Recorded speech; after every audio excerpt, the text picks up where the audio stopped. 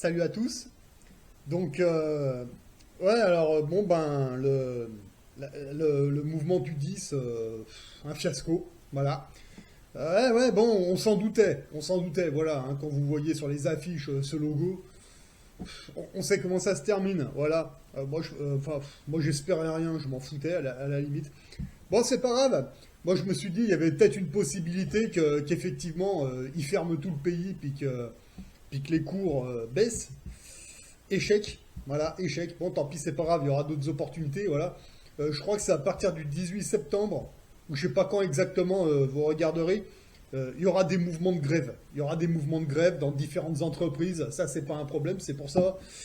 C'est pas grave. Voilà, il y aura d'autres occasions, c'est vraiment pas un problème.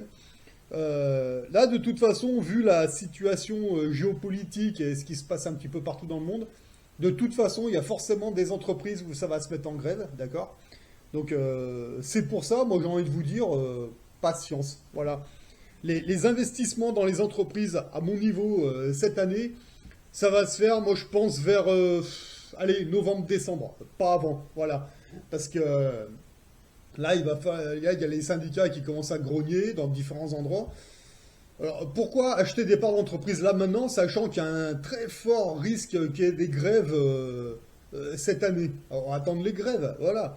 Quand il y a une grève dans une grosse entreprise, qu'est-ce qui se passe? Bah forcément, la courbe, elle fait comme ça. Donc, même si on a acheté des parts de cette entreprise, dans cette entreprise, il y a une grève, et puis qu'on voit que ça descend, moi, j'ai envie de vous dire, enfin, moi, à mon niveau personnel, j'adopte la technique de Warren Buffett, c'est-à-dire que quand il y a tout qui se casse la gueule comme ça, que tout le monde chie dans son froc et que tout le monde vend, moi, je ne bouge pas.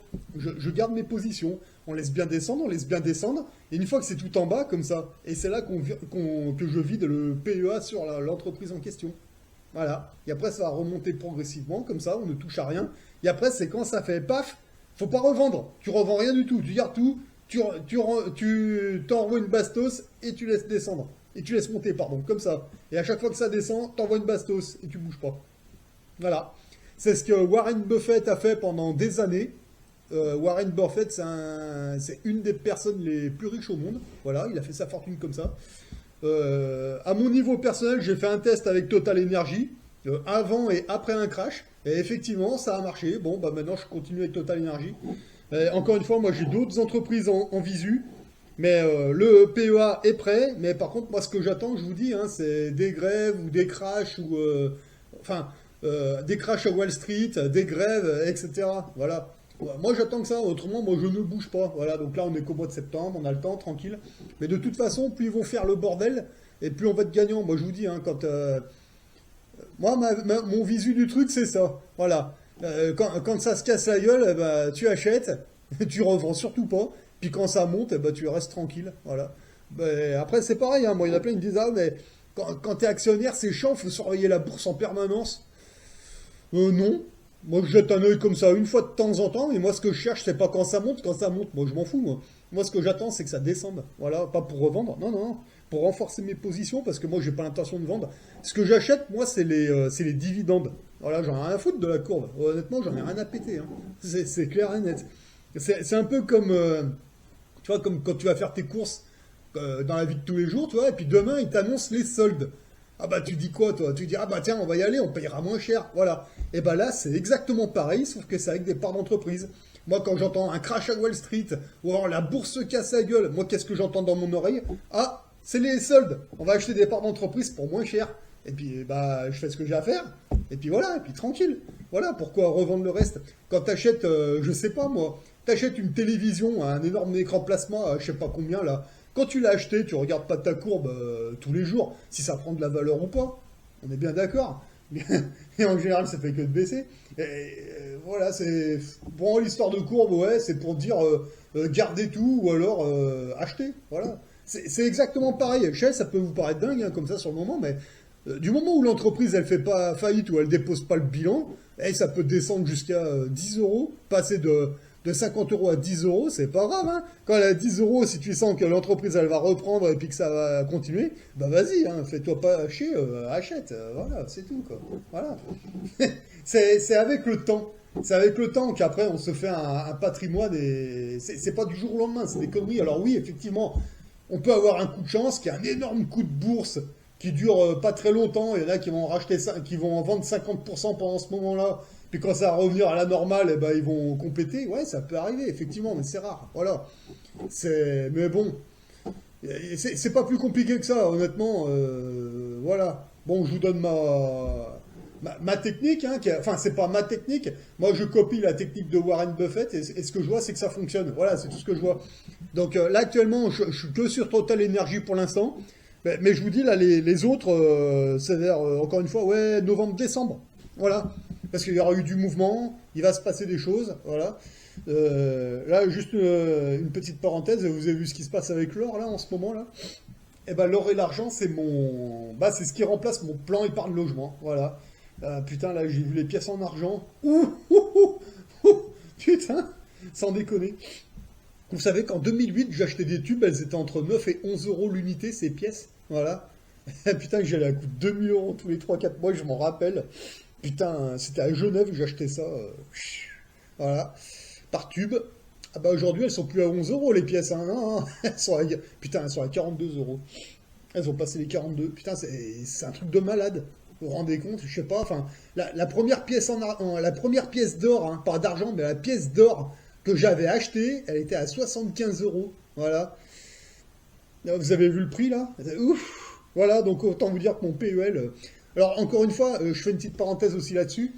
L'or et l'argent, c'est pas fait pour manger, parce qu'il y en a plein qui viennent me dire, ouais, mais l'or et l'argent, ça se mange pas. Non, l'or et l'argent, ça se mange pas. L'or et l'argent, c'est le PEL, plan épargne logement. C'est-à-dire qu'avec ces pièces d'or, quand je vais les revendre au numismat, d'accord, que ce soit à Monaco ou en Suisse, le numismat, il va faire quoi? Il va faire un virement sur mon compte, tac, et après, de mon compte, eh ben, je pourrais faire le virement chez le maître notaire. Voilà à quoi ça sert l'or et l'argent, ça sert pas à manger, d'accord? Mais bon, ça, c'est des choses qui s'apprennent. Moi, j'ai passé ça maintenant. Moi, je vous dis, l'or et l'argent, c'est fini parce que c'est un peu trop monté. Maintenant, je garde tout. Maintenant, c'est les parts d'entreprise. Puis après, dans 4-5 ans, ben, on verra comment ça aura évalué. Voilà. Moi, je dis ça parce que là, pour l'instant, je ne peux récupérer que des entreprises qui ont leur siège social sur le territoire français ou alors en Europe. D'accord? Et dans 5 ans, d'après ce que j'ai compris, je pourrais faire des choses avec des entreprises en dehors de l'Europe. Voilà. Mais là, apparemment, j'ai 5 ans pour faire mes preuves, et dans 5 ans, si tout se passe bien et qu'il y a un bon bilan, bah, je vais pouvoir faire péter les frontières Europe, et puis je vais pouvoir investir sur des entreprises russes ou américaines, brésiliennes, chinoises, etc. Voilà. Mais pour l'instant, je suis que sur des entreprises qui ont leur siège social en Europe. Voilà. Putain, quand on sait que si demain la France quitte l'Europe, l'Union Européenne, putain, j'aurai accès à tout, j'aurai même plus besoin de leur raccord. Mais bon, ça c'est encore un autre sujet. Voilà. Donc sur ce, je vous dis, hein, n'hésitez pas à vous lancer. De toute façon, plus tôt vous vous lancez, et mieux c'est, d'accord? Et comme le dit très bien mon ami Cédric Anissette, celui qui ne prend pas de risque, eh ben, c'est celui qui en prend le plus finalement. Le plus gros des risques, c'est de jamais en prendre. Voilà. Il faut se lancer. Il faut se lancer et vous allez voir, si vous commencez dans le monde du travail, là ce que je suis en train de vous expliquer, ça peut vous paraître énorme. Hein. Moi je vous dis, hein, je me suis fait une tête de citrouille pendant 3 ans. Voilà. Mais après, une fois que vous avez compris, c'est comme tout le reste. Hein.